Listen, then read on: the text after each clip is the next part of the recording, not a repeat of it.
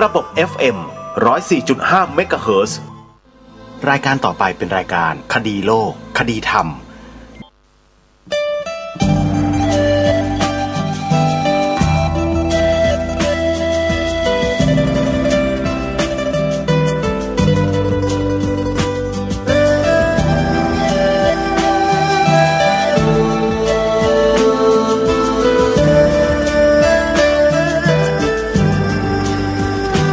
กล้าคิดก็ต้องกล้าทำอย่ากลัวถ้าทำความดีเร่งศึกษาปัญหาให้ทันท่วงทีเมืองไทยจะพัฒนากว่านี้รายการดีคดีโลกคดีธรรมขอรำพันบรรยายความคิดเครื่องหมายแห่งสีทั้งสามงามถนัดขาวคือบริสุทธิ์สีสวัสดิ์หมายพระไตรรัตน์และธรรมะคุ้มจิตไทยแดงคือโลหิตเราใสซึ่งยอมสละได้เพื่อรักษาชาติศาสนาน้ำเงินคือสีโสภาอันจอมประชาถ้าโปรดเป็นของส่วนองค์จัดริ้วเข้าเป็นไตรรงค์จึงเป็นสีธงที่รักแห่งเราชาวไทยทหารอวตารนำไปยงยุทธวิชัยวิชิตก็ชูเกียรติสยามประเทศไทยที่เจริญมั่นคงมาได้จนถึงทุกวันนี้มิได้เกิดขึ้นจากความหวาดกลัวอย่างคลาดเขลาแต่บรรพบุรุษไทยของเราทุกยุคทุกสมัยล้วนแต่มีความกล้าหาญและชาญฉลาดปกป้องเอกราชสร้างชาติให้เกิดความมั่นคงโดยมีธงแห่งพระไตรรัตน์เป็นเครื่องนำชัยจึงเป็นที่มาที่ไปของรายการคดีโลกคดีธรรมกล้าคิดก็ต้องกล้าทำอย่ากลัวถ้าทำความดีเร่งศึกษาปัญหาให้ทันท่วงทีเมืองไทยจะพัฒนากว่านี้รายการดีคดีโลกคดีธรรมรายการดีคดีโลกคดีธรรม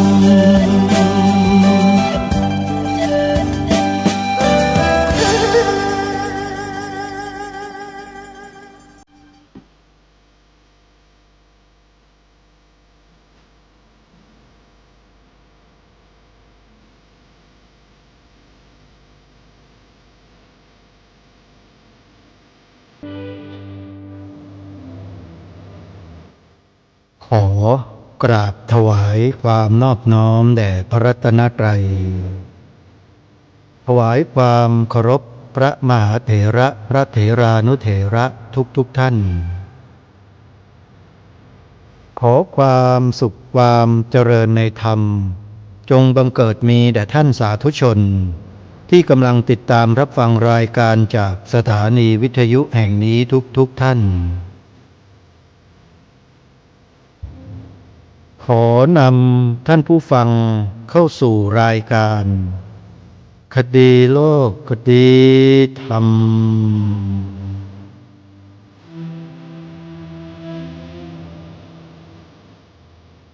พบกันวันนี้วันแรม4 ค่ำเดือนยี่วันนี้ตรงกับวันพุธที่7 มกราคมพระพุทธศักราช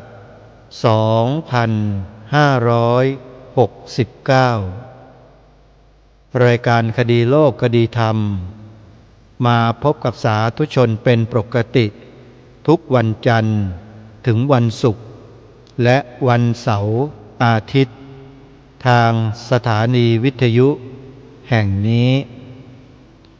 ท่านสามารถดาวน์โหลดแอปพลิเคชันเพื่อติดตามรับฟังรายการนี้ได้ทุกวันแอปพลิเคชันวิทยุพุทธศาสนาทั่วไทยแอปพลิเคชันนี้รวบรวมสถานีวิทยุพระพุทธศาสนาแห่งชาติคลื่นต่างๆมาไว้ในที่เดียวกันเพื่อบริการธรรมะให้แก่ผู้ที่สนใจใฝ่ธรรมเปิดรับฟังตลอด24 ชั่วโมงและสามารถรับฟังได้ทุกพื้นที่ของประเทศไทยแอปพลิเคชันนี้พัฒนาขึ้นโดยวัดป่าจริยธรรมวัดป่าจริยธรรมเป็นสำนักปฏิบัติธรรมที่เผยแผ่พระพุทธศาสนาในวงกว้างและยังช่วยส่งเสริมการทำงานด้านเผยแผ่ให้กับสถานีวิทยุอื่นๆเป็นจำนวนมากถือว่าวัดนี้มีคุณูปการต่องานด้านการเผยแผ่ในปัจจุบันมากสาธุชนอย่าลืมทำบุญสนับสนุนการทำงานด้านการเผยแผ่ให้กับครูบาอาจารย์ของญาติโยมด้วยนะโยมฟังรายการธรรมะจากสถานีวิทยุใดให้ญาติโยมไปทำบุญที่สถานีวิทยุนั้นๆสมมุติว่าฟังจากวัดป่าจริยธรรมโยมก็ร่วมบุญกับวัดป่าจริยธรรมฟังจากวัดหนองกายที่แม่แตงเชียงใหม่โยมก็ทำบุญกับวัดหนองกายที่อำเภอแม่แตงจังหวัดเชียงใหม่ฟังจากวัดฝายหินอำเภอเมืองจังหวัดเชียงใหม่ก็ทำบุญกับวัดฝายหินที่เชียงใหม่ฟังจากวัดบ้านปลาคูนอำเภอโพนทรายจังหวัด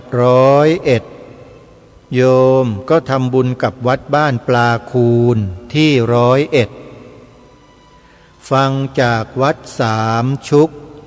ที่อำเภอสามชุกจังหวัดสุพรรณบุรีโยมก็ทำบุญกับวัดสามชุกที่สุพรรณบุรี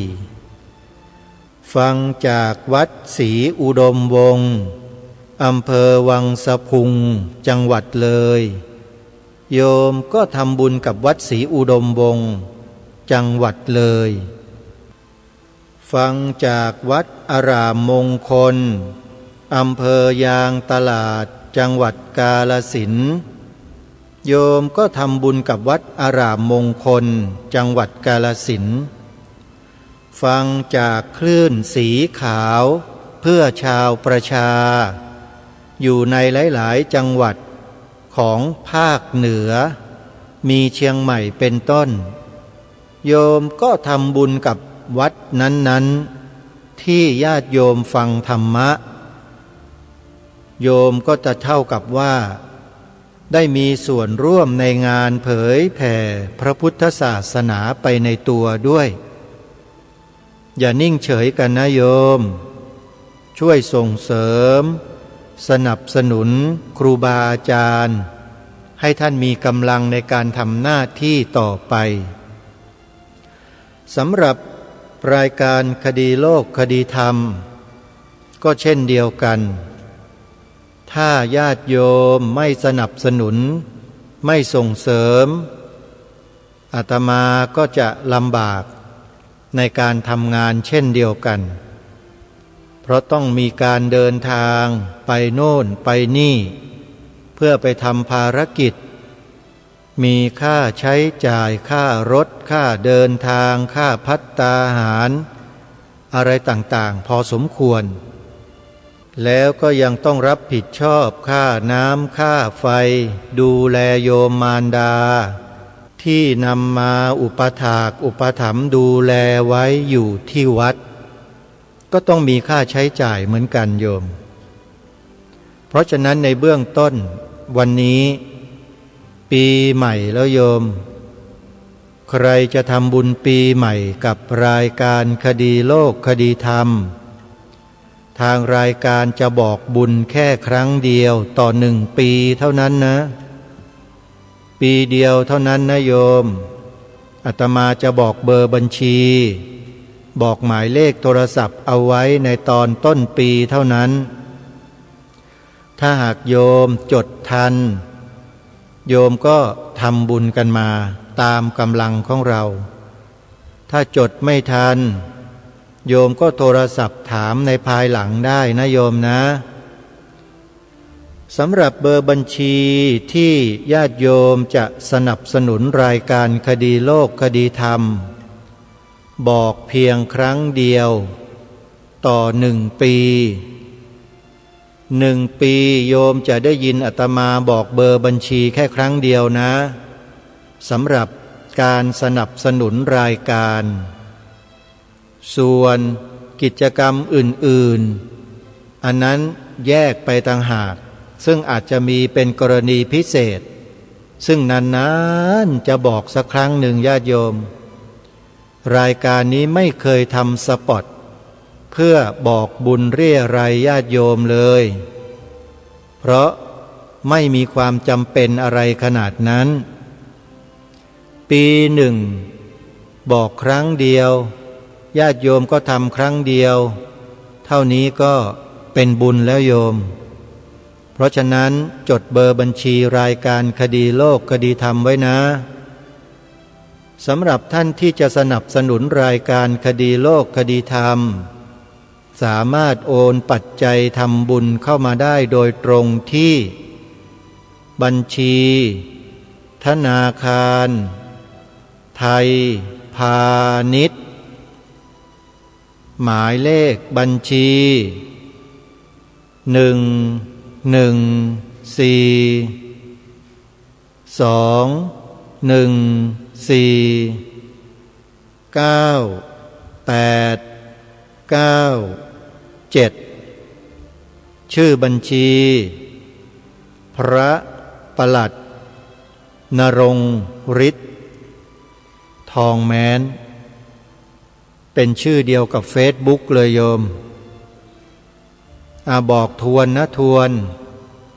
ทบทวนอีกครั้งหนึ่งท่านใดจะร่วมทำบุญปีใหม่กับรายการคดีโลกคดีธรรม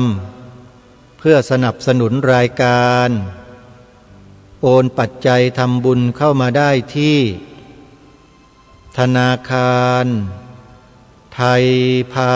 ณิชย์เลขบัญชี114214987ชื่อบัญชีพระปลัดนรงค์ฤทธิ์ทองแม้นขออนุโมทนาบุญกับญาติโยมหลายๆท่านก็มีไม่กี่ท่านหรอกโยมที่ร่วมสนับสนุนรายการเข้ามาที่แจ้งมาก็มีโยมแม่จันทิพย์แสงทองโยมเหมยจุมอ่อนคุณตาติ๊บคุณยายอุ่นคุณยายติ๊บคุณตาอุ่น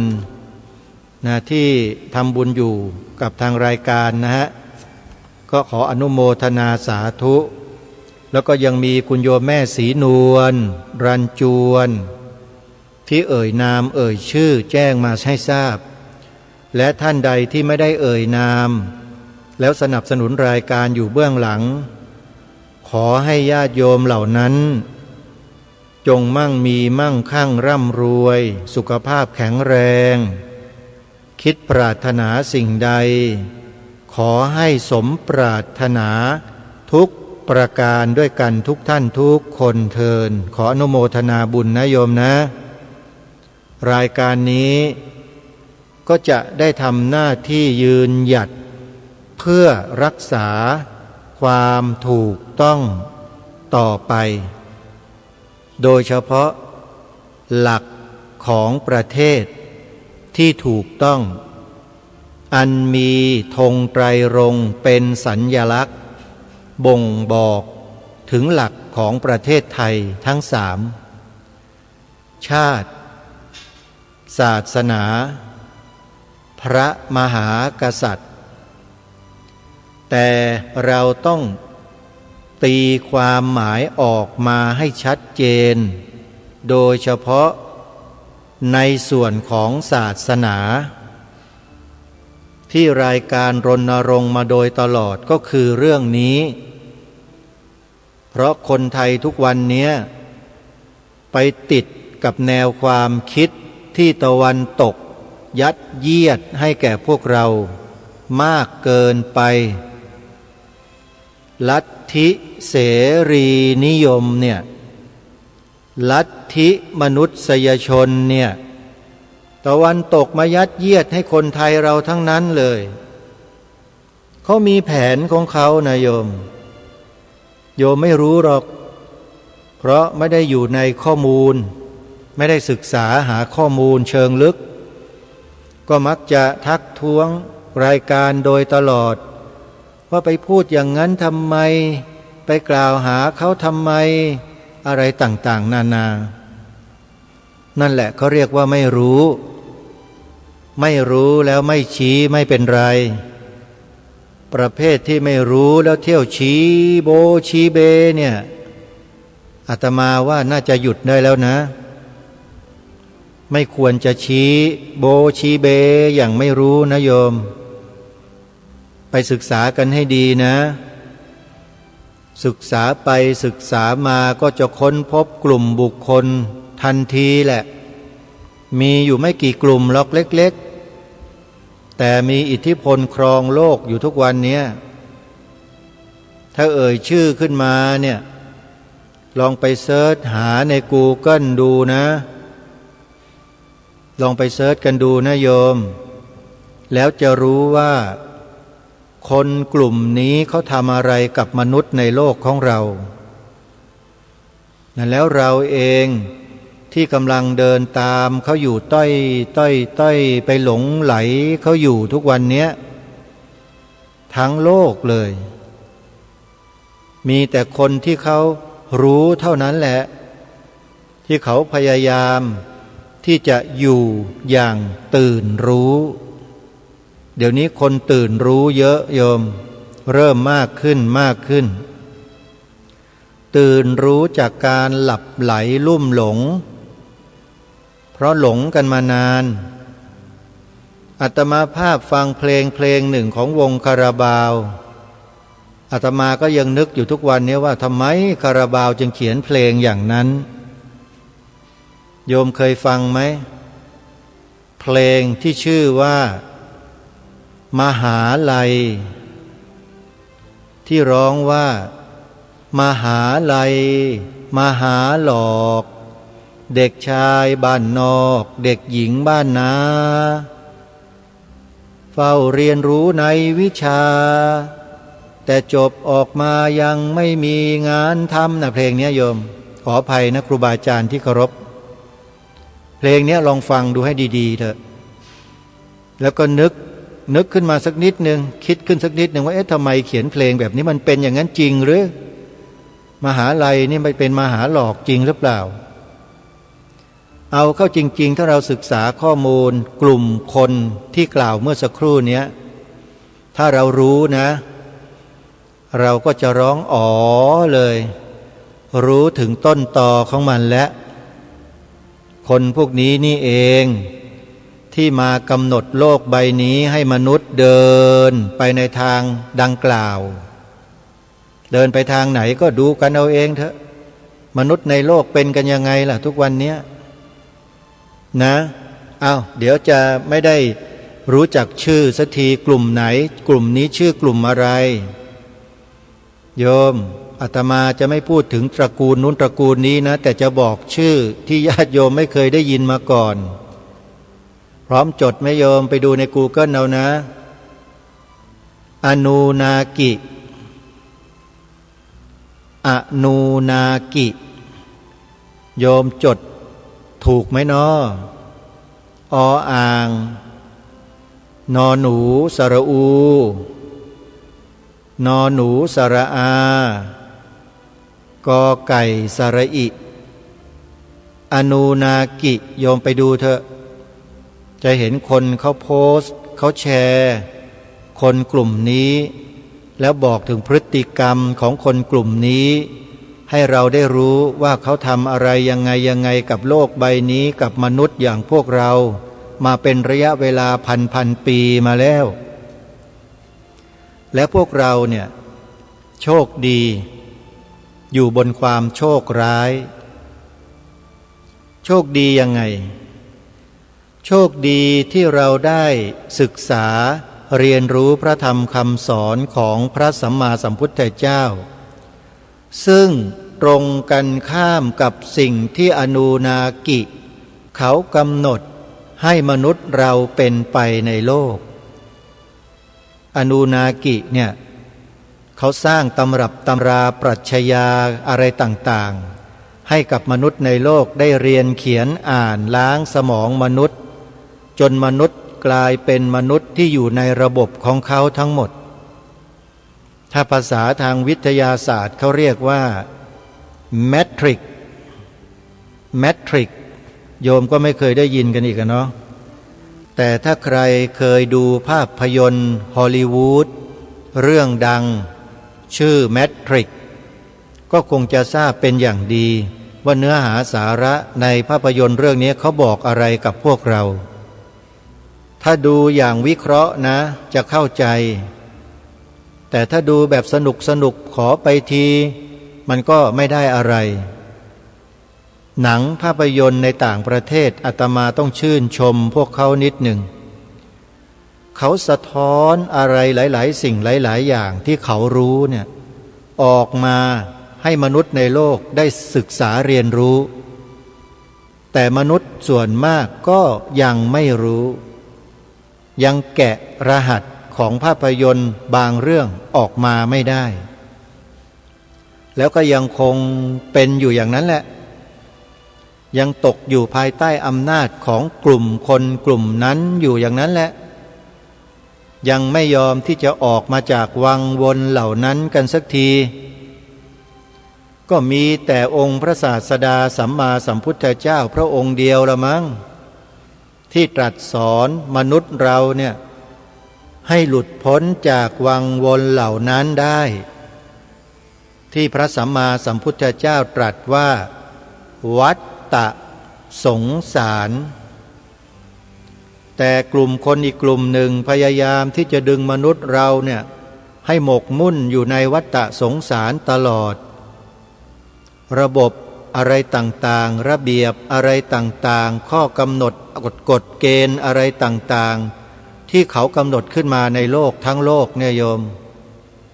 ของเขาทั้งนั้นเลยระบบเศรษฐกิจระบบสังคม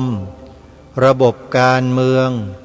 ระบบต่างๆระเบียบต่างๆที่เราคุ้นเคยกันเนี่ยทุกวันนี่แหละมาจากคนกลุ่มนี้ทั้งนั้นเลยพูดอย่างนี้ก็อาจจะถูกญาติโยมต่อต้านก็ได้ไม่เป็นไรโยมธรรมดาเราอยู่ในโลกของเขามันก็เป็นอย่างนี้แหละกระแสมันก็ต้องแรงเป็นปกติเพราะสิ่งที่พระสัมมาสัมพุทธเจ้าตรัสสอนเราเนี่ยมันสวนกระแสพวกนี้หมดเลยสวนแบบสุดๆเลยด้วยลองมาฝึกกรรมฐานกันดูสักหน่อยไหมแล้วจะรู้เลยว่ามันสวนกระแสสุดๆขนาดไหนจากที่เราใช้ชีวิตตามรูปแบบที่เขากำหนดเอาไว้ในโลกเนี่ย แล้วมาเดินตามรูปแบบที่พระสัมมาสัมพุทธเจ้ากำหนดให้เราเดินดูนิดนึงแล้วทุกคนจะรู้เลยว่ามันเป็นเช่นนั้นจริงๆมาเดินจงกรมมานั่งสมาธิมากำหนดลมหายใจเข้าลมหายใจออกยุบหนอพองหนอมาลองทำดูนะแล้วทุกคนจะรู้ตัวของตัวเองว่าถูกครอบงำมานานแค่ไหนกับสิ่งเหล่านั้นที่พูดเนี่ยไม่ใช่โฆษณาชวนเชื่อนะโยมแต่มันเป็นความจริงเป็นความจริงที่เราทุกคนเผชิญกันอยู่ทั้งหมดแม้แต่ตัวอาตมาก็เผชิญมาทั้งนั้นแหละครูบาอาจารย์ทั้งหลายทั้งปวงเนี่ยเผชิญกันมาหมดเกิดมานี่ก็ตกอยู่ในอำนาจเขาแล้วอะมนุษย์ทุกคนเนี่ยพอเกิดมานี่ต้องอยู่ในอำนาจเขาแล้วระบบระเบียบต่างๆที่เขากำหนดขึ้นมาพวกเราก็รับของเขามาแล้วก็มาทำกับมนุษย์ในสังคมเราเองแต่มีอยู่บุคคลเดียวเท่านั้นแหละที่ทำให้มนุษย์เราไม่ถูกครอบงำไปด้วยสิ่งเหล่านี้ก็คือพระสัมมาสัมพุทธเจ้าโชคดีนะพวกเราที่เรามีบรรพบุรุษบรรพชนของเราซื่อตรงต่อพระสัมมาสัมพุทธเจ้าสืบสารรักษาต่อยอดพระธรรมคำสอนของพระสัมมาสัมพุทธเจ้ามาได้จนถึงพวกเราในวันนี้ทางรายการย้ำนักย้ำหนาว่าพวกเราชาวไทยเนี่ยเป็นมนุษย์ที่โชคดีที่สุดในโลกนะ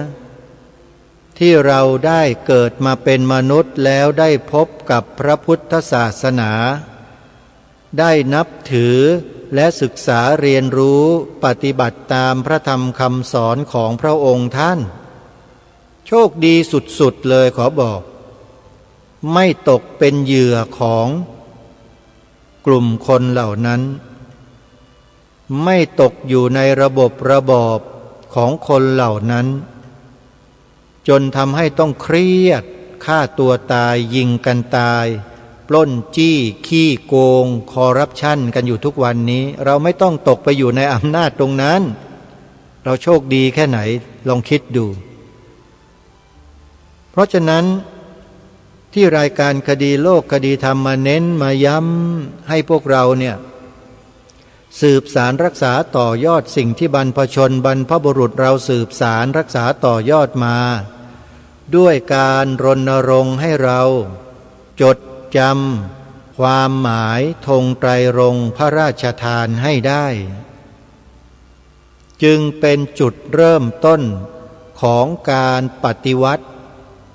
กลุ่มคนที่ครอบงำเราในเบื้องต้นเริ่มมาปักหลักชัยอันนี้ลงไปในหัวจิตหัวใจเราให้ได้ก่อน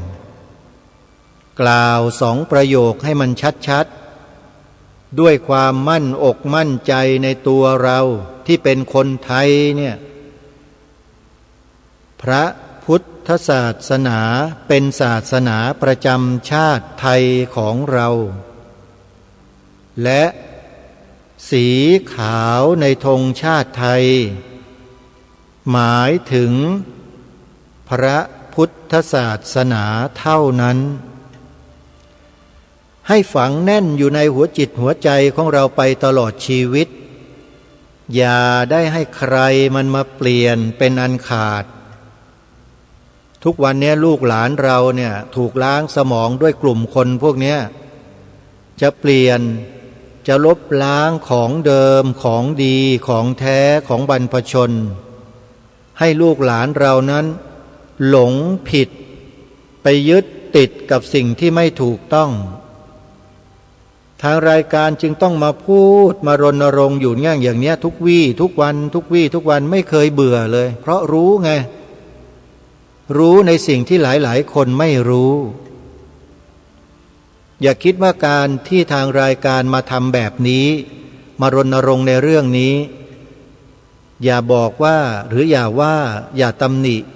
ว่าผู้ดำเนินรายการเนี่ยเป็นพวกปัญญาอ่อนท่านน่ะคิดไม่ถึงและท่านนึกไม่ถึงหรอกว่าสิ่งที่ทำเนี่ยคืออะไรว่ายิ่งใหญ่แค่ไหนสำคัญเพียงใดท่านไม่รู้เพราะท่านตกอยู่ในอำนาจของพวกอนูนากิไงท่านไม่รู้ตัวท่านหรอกแต่ถ้าใครก็ตามที่เคยเจริญสติปัฏฐานสี่มาแล้วเข้าถึงสภาวะบางสิ่งบางอย่างด้วยตัวเองแล้วนั่นแหละจะรู้เลยจะรู้ถึงขบวนการเหล่านี้ชัดเจนแล้วก็จะไม่ตกอยู่ในอำนาจของขบวนการเหล่านี้อีกแต่ยังขาดอยู่สิ่งหนึ่งนะพวกเราเนี่ยเจริญกรรมฐานแล้วศึกษาเรียนรู้พระธรรมคำสอนแล้วผ่านประสบการณ์มาแล้วแต่ยังขาดอยู่ตัวเดียวคืออะไรรู้ไหมท่านผู้ฟังความกล้าหาญเด็ดเดี่ยวขาดอยู่แค่นี้ทุกคนรู้แล้วเข้าใจแล้วสิ่งที่ทางรายการพูดเนี่ยรู้หมดแล้วเข้าใจแล้วแต่ขาดความกล้าหาญเด็ดเดี่ยวคือยังไม่กล้ายืนขึ้นมาเป็นผู้นำยังไม่กล้ากลัวยังกลัวกันอยู่แปลว่ายังมีอคติอยู่ข้างในใจถ้ายังมีอคติจะไม่กล้าทำอะไรแบบนี้เลยสิ่งที่ถูกต้องที่บรรพบุรุษบรรพชนเราสืบสารรักษาต่อยอดมาเราจะไม่กล้ารับไม้ต่อจากบรรพชนแล้วมาเป็นผู้นำในการรณรงค์ส่งเสริมในเรื่องเหล่านี้เราจะไม่กล้าถามใจตัวเองดูนะว่าจริงหรือไม่ท่านไม่ต้องไปถามใครถามใจเราเนี่ยนะตัวดีนักใจเราเนี่ยจะดีจะร้ายจะไปจะอยู่จะกู้หรือจะเลิกมันอยู่ที่ใจเราทั้งนั้นไม่ได้อยู่ที่คนอื่นไม่ได้อยู่ที่ปากใครทั้งหมดเลยมันอยู่ที่หัวใจของเราดวงเดียวเนี่ยว่ามันเป็นยังไงถามใจตัวเองดูจึงขอฝากท่านผู้ฟังทุกท่านเอาไว้เลยท่านเป็นคนไทยเนี่ยท่านต้องเข้าใจด้วยนะว่าประเทศเราเนี่ยเป็นเอกราชไม่ได้เป็นทาสใครความเป็นเอกราชก็หมายความว่ารักษาความเป็นไทยแท้ๆเอาไว้ได้แล้วก็จะต้องรักษาความเป็นไทยแท้ๆนี้กันต่อไปอีกนานแสนนานสิ่งที่ทางรายการนำมาเสนอทุกท่านเนี่ยคือความเป็นไทยแท้ๆเลยไม่ใช่ความเป็นทาส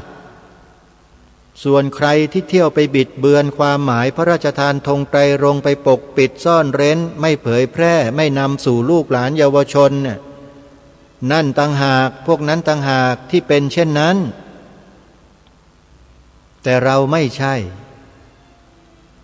เราคือผู้กล้ายืนหยัดอยู่บนหลักการที่ถูกต้องเรานี่แหละคือไทยแท้ส่วนคนที่ทำตรงกันข้ามกับเรานั้นคือทาสแท้ๆเลยเป็นทาสใครก็ไปว่ากันเอาไปดูกันเอาเองซึ่งเราคงจะไม่สามารถจะทำตนให้เหมือนกับคนเหล่านั้นได้ถือว่านี่คืออิสรภาพทางจิตวิญญาณของคนไทยแท้ๆเลยท่านลองพิจารณาข้อนี้กันดูให้ดีนะ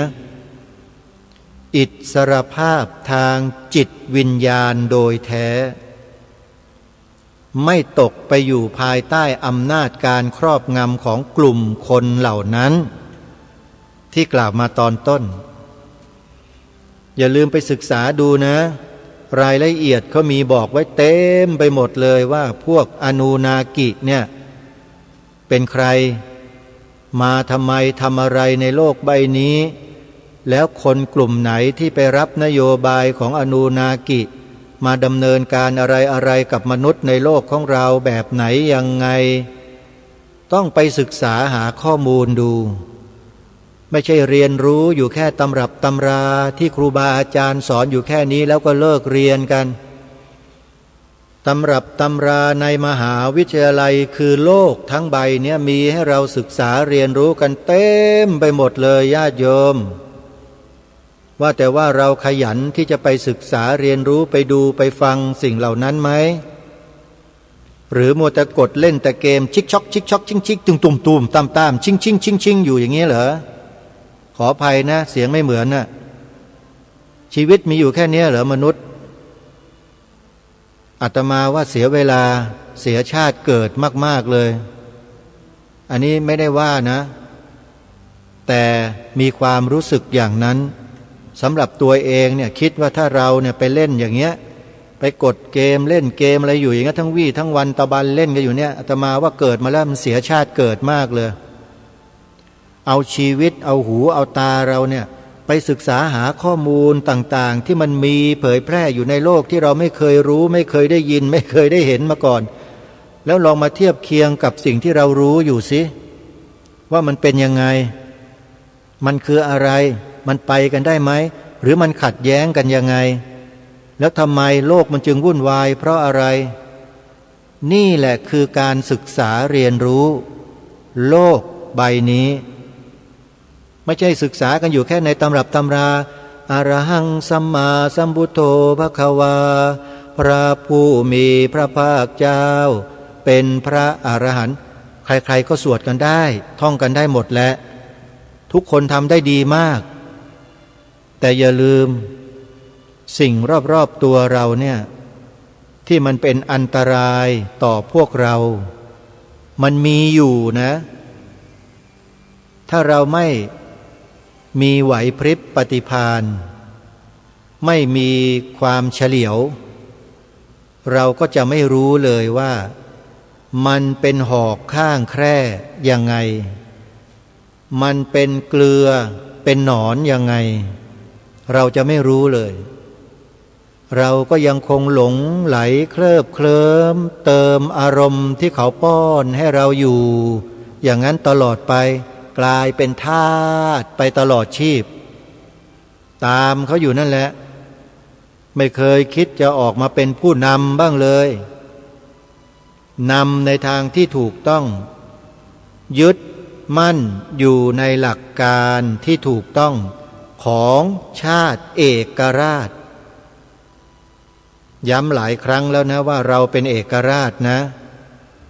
ไม่ได้เป็นทาสใครเพราะฉะนั้นอะไรก็แล้วแต่แนวความคิดตำรับตำราการศึกษาอะไรวิชาการต่างๆศึกษากันให้ดีศึกษากันให้ดีหมายความว่ารู้จักนำมาเทียบเคียงของบรรพชนของเราบ้างอย่าไปเหยียบย่ำอย่าไปทำลายอย่าไปดูถูกดูหมิ่นในสิ่งที่บรรพชนเราเรียนรู้ถ่ายทอดมาไว้แก่พวกเราตั้งแต่โบราณมาแล้วน่ะของดีทั้งนั้นเลยแต่พวกเราไม่เคยเอ่ยอ้างไม่เคยเอ่ยถึงไม่เคยพูดถึงกันเลยอย่างนี้มันเข้าข่ายอกตัญญูหรือเปล่าอันนี้ต้องพิจารณาตัวเองกันดูนะมองให้เห็นตัวเองกันดูอาตมาไม่ได้ว่าใครกระผมไม่ได้ว่าใครนะครับพวกเราลองพิจารณาตัวเราเองดูซิว่าเราเนี่ยมันอกตัญญูต่อบรรพชนเราเกินไปหรือเปล่าไม่เคยนำพาไม่เคยพูดถึงเอ่ยอ้างอะไรกันเลยมีแต่วิชาการสมัยใหม่ทั้งนั้นฉันจบปริญญาเอกจบด็อกเตอร์นะอวดอ้างกันอยู่แต่สิ่งเหล่านี้นะหรือแน่ใจหรือว่าจะไปรอดรู้ตัวกันบ้างหรือเปล่าก็ไม่รู้ว่าถูกเขาครอบงำน่ะด้วยวิชาการเหล่านั้นอยู่ พูดอย่างนี้มันก็กระเทือนกันทั้งโลกกันแล้วนะหลวงพ่อพุทธทาสจึงให้คำนิยามไว้ไงรู้ไหมท่านให้คำนิยามไว้ว่ายังไงการศึกษาแบบหมาหางด้วนโอ้เจ็บมากเลยหลวงพ่อพุทธทาสเปรียบเทียบได้เจ็บจริงๆนั่นแหละคือความจริงที่ท่านพูดอะการศึกษาแบบหมาหางด้วนเป็นยังไงลองไปฟังท่านดูทางรายการจะไม่พูดเพราะมันกระทบกระเทือนมากแต่ว่าไม่ได้ดูถูกดูหมิ่นนะศึกษาน่ะดีฮะศึกษาไว้น่ะดีแล้วแต่ไม่ควรนำสิ่งที่ศึกษานั้นมาใช้ทั้งหมดมาใช้พอประมาณพอเหมาะพอควรให้เป็นประโยชน์ต่อชาติต่อพระพุทธศาสนาต่อสถาบันพระมหากษัตริย์ของเรานี่คือเป้าหมายหลักไม่ใช่ไปส่งเสริมอย่างอื่นทุกวันนี้พวกเรียนมาสูงบางคนนะไปส่งเสริมอะไรส่งเสริมมนุษยชนส่งเสริมอนุนากิไอ้ที่หนักเลยก็คือส่งเสริม BRN เป็นไงบ้างล่ะสนับสนุนกันจังแบ่งแยกดินแดนให้ยกเลิกกฎหมายรัฐธรรมนูญมาตรา1ยกเลิก112เป็นไงนั่นน่ะเรียนจบสูงแต่ก็เอาไปใช้ในทางที่ไม่ถูกไม่ควรแล้วเป็นยังไงบ้างล่ะท่านผู้ฟังดีไหมแบบนั้นน่ะนั่นไงคือสิ่งที่มันเป็นให้เราเห็นกันอยู่ทุกวันทีนี้พวกเราเนี่ยที่เราติดตามรับฟังรายการอยู่ทุกวันเนี่ยนะเราสามารถที่จะพัฒนาองค์ความรู้เหล่านี้กันได้เพราะตาเรามีหูเรามีปัญญาเรามีไปศึกษาไปอ่านไปดูฟังด้วยวิจารณญาณดูด้วยวิจารณญาณนะอย่าดูแบบคนที่หลงไหลเคลิบเคลิ้มไปตามอารมณ์ไม่มีสติสัมปชัญญะคนที่ฝึกสติสัมปชัญญะมาเป็นอย่างดีแล้วจะศึกษาเรื่องราวใดก็แล้วแต่เขาจะไม่ไหลไปตามเรื่องนั้นๆเด็ดขาดเขาจะยืนอยู่บนสติสัมปชัญญะที่เขาได้มีได้เป็นอยู่ได้ฝึกฝนอบรมตนอยู่ตลอดสิ่งทั้งหลายทั้งปวงที่มันบรรดามีเผยแพร่อยู่ในโลกโซเชียลเนี่ยไม่ว่าจะเป็นเรื่องของ 3I Atlas UFO มนุษย์ต่างดาวนะเรื่องของอะไรต่างๆที่เกี่ยวข้องกับพวกเนี้ยมันไม่มีสิทธิ์ที่จะมาครอบงำดวงจิตดวงใจความคิดของเราได้เลยเพราะเรามีหลักของเราที่ชัดเจนอยู่แล้วเรามั่นในหลักการของเราอยู่แล้วเปลี่ยนไม่ได้แล้วพูดง่ายๆจะไปเป็นมนุษย์ต่างดาวอย่างเขามันก็เป็นไม่ได้จะไปขี่ 3I Atlas ไปบนจักรวาลอื่นเราก็ไม่อยากจะไปกับเขาแล้วเพียงแค่ศึกษาเรียนรู้ดูเพื่อนำมาเปรียบเทียบกับหลักธรรมคำสอนของพระสัมมาสัมพุทธเจ้าดูเท่านั้นแหละบางคนก็มีวิชาการอีกแบบหนึ่งใช้พลังลมปราณใช้พลังจิตพวกเนี้ยเป็นสิ่งที่เราต้องศึกษาเรียนรู้เพื่อนำมาเทียบเคียงกับสิ่งที่เรามีเราเป็นเราได้อยู่เพื่อเป็นการเพิ่มเติมปัญญาความรู้เราให้มากยิ่งขึ้นเท่านั้นเองแล้วก็จะได้มาช่วยอีกหลายๆคนที่กำลังหลงไหลผิดทางอยู่ในปัจจุบันเราก็จะได้ดึงเขาได้คุยกับเขาแล้วรู้เรื่องถ้าเราไม่เรียนรู้สิ่งเหล่านั้นเราจะไปคุยกับคนที่เขาติดสิ่งเหล่านั้นอยู่เราจะคุยกับเขารู้เรื่องไหมเล่าไม่รู้ผสมภาษาสับแสงอะไรต่างๆเราก็ไม่รู้เลยเพราะเราไม่เคยดูไม่เคยฟัง แต่พอเขาเหล่านั้นมาพูดให้เราฟังเราก็อ้าปากหวอน้ำลายยืดนั่งฟังงงไปหมดพูดเรื่องอะไรไม่รู้เรื่องแต่จริงๆแล้วเนี่ยเขากำลังเผยแพร่ลัทธิความเชื่อบางสิ่งบางอย่างให้แก่เราแต่เราไม่รู้เท่าทันเท่านั้นเองเพราะฉะนั้นการฝึกฝนอบรมตนตามหลักของมหาสติปัฏฐานสูตรจึงมีคุณูปการต่อมนุษยโลกนี้อย่างมหาศาลเลยญาติโยมใครที่ยังไม่เคยเจริญสติปัฏฐานสี่ยังไม่เคยฝึกฝนขอให้เริ่มต้นเถอะไม่มีคำว่าสายโยมอายุไม่สำคัญเวลาก็ไม่สำคัญสำคัญอยู่ตรงที่ว่าพร้อมไหมพร้อมแล้วไปเลยไม่ต้องรอตัดสินอะไรทั้งนั้นเมื่อทราบแล้วเห็นคุณค่าประโยชน์แล้วไปเลยโยมสำนักปฏิบัติธรรมมีอยู่ทั่วประเทศ